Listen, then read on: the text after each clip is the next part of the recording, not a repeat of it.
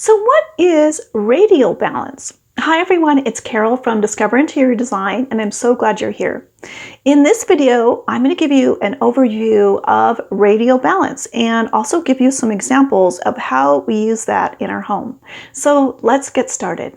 So before we talk about what radial balance is, let's talk about balance. And balance is actually one of the interior design principles.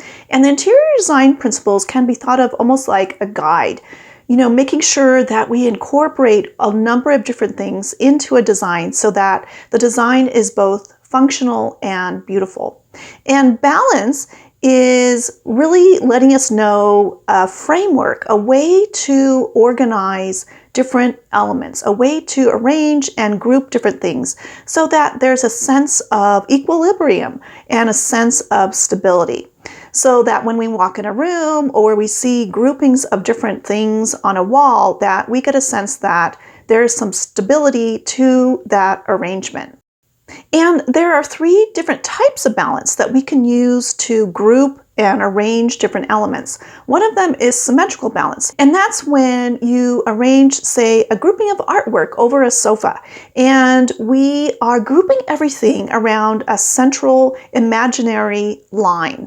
And if we were going to draw an imaginary line down the center of that arrangement, we would have a mirror image on either side. So that's symmetrical balance, where we would see the same thing on either side. The other type of balance that we use to group objects is asymmetrical balance. And that's where we have an imaginary central line again, but it's not the same thing on either side. There isn't a mirror image on either side of that imaginary line, but there's still a balanced look, because we are using a number of different things, such as the design elements, to help us create a balanced look. So everything does still kind of look and feel equal. And then there's radial balance. And radial balance is another way to group different types of objects or different elements in a room. And radial balance has to do with having everything focused in on, centered on a central point, and then everything radiates out from that central point.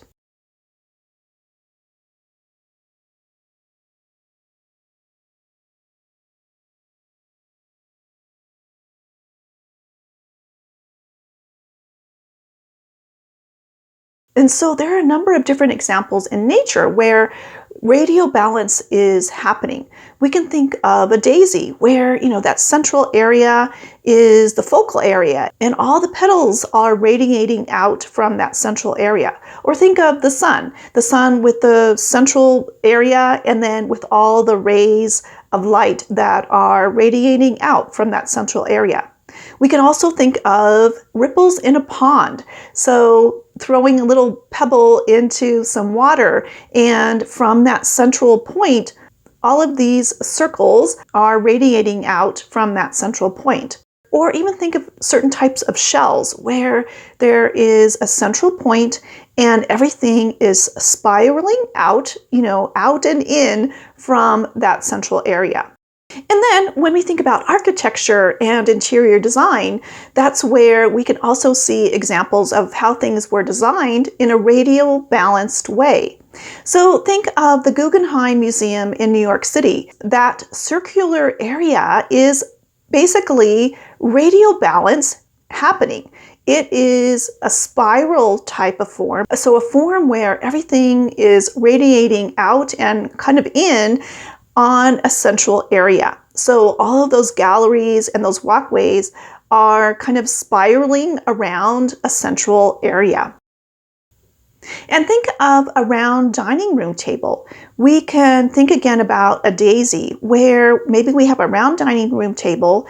The focal area is on the center of that round dining room table. and everything is radiating out from that central point. Maybe there's even a vase of flowers or a centerpiece in the center of that table, and then there are chairs all the way around it. And then maybe even on top of that, there are table settings that are radiating out from the center. And maybe even there's a round pendant light centered above that center area of that table. So that entire scene is an example of radial balance. Or think of a round area rug, and maybe that area rug has a central area, but the way it's woven, there are these concentric circles. So that means just like a ripple in the water, there are these concentric circles radiating out from a central point in the center. So that's another example of radial balance.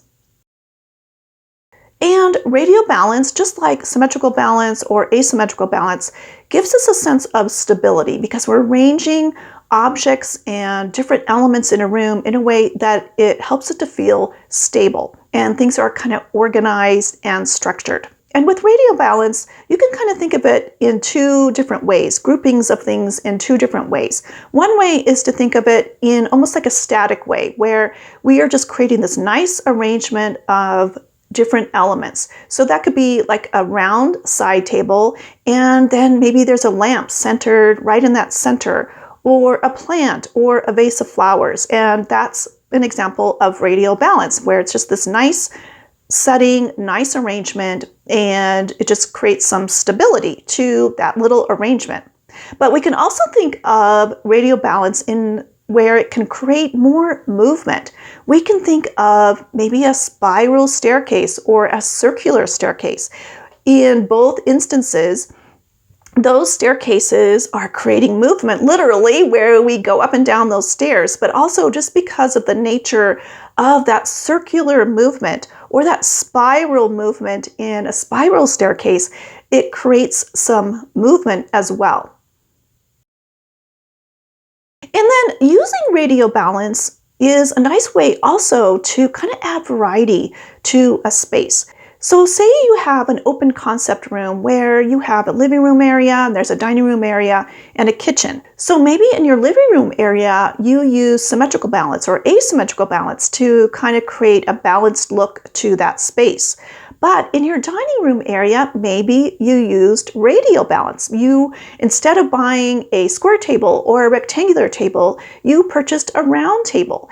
And that adds variety to the room. So now you have radial balance happening in the dining room area just because of that round dining room table and the chairs all around it. And if you have a pendant light above that, that is creating a whole entire scene just using radial balance. And so in addition to those examples that we talked about earlier, there are other ways that we can use radial balance in our home where it naturally will make sense. The first thing would be looking at the architecture of your home, the layout, the shape of your rooms. And say, for instance, you have a room that has a bay window to it. Well, that bay window already has a circular style of radial balance that's happening. So that area where you have a bay window will have, a semicircular sort of arrangement and will right away call for using radial balance because we'll want to center whatever it is we put there right on that central area of where that circular area is. And, a bay window is a great place to put a round dining room table again, where you'd place a round dining room table in there. Maybe that bay window is a breakfast nook, and that would be a great example of where to place a round dining room table. You are repeating that round circular shape, and everything is radiating out from the central point of that area, and we're using radial balance. Or maybe you have a room or an area in a room where the shape of that room is square. Well, naturally, a circle will fit inside that square. And if we placed a circular dining room table in that space, we're going to be using radial balance, where the center of that area, the center of that table will create the central focal point, and everything else will radiate out from there. And then in addition to looking at the architecture, the layout, the shapes of our rooms, and to see if it would naturally make sense to use radial balance, we can also be intentional about using radial balance to group and arrange different objects that we have in a room. So one example of that is, say you have a collection of these really beautiful round mirrors. So instead of arranging them in a grid-like pattern in a straight line, how about arranging them using radial balance, where you'd have one mirror in the center and all the other mirrors will radiate out from there, from that central mirror. Or think about setting up table settings using radial balance. Right away, if we use a round plate and round plates or round bowls and we stack them one on another, we're automatically using radial balance because, that central area is our focal area and everything is radiating out from there.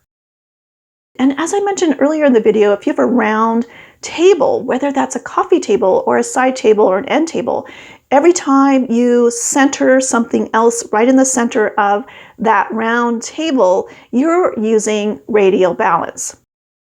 And another way to think about radial balance is just kind of noticing it in different items in your home. We can think of maybe if you have a round pendant light.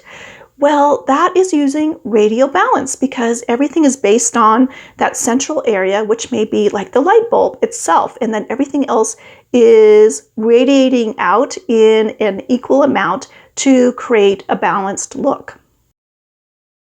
So I'd love for you to take a moment in your busy day and look for examples of radial balance in your home. And maybe it's as simple as using a round plate and placing a round bowl on top of that plate. And there's an example of radial balance. Or maybe you even have a breakfast nook or a bay window, a rounded area where you have a table.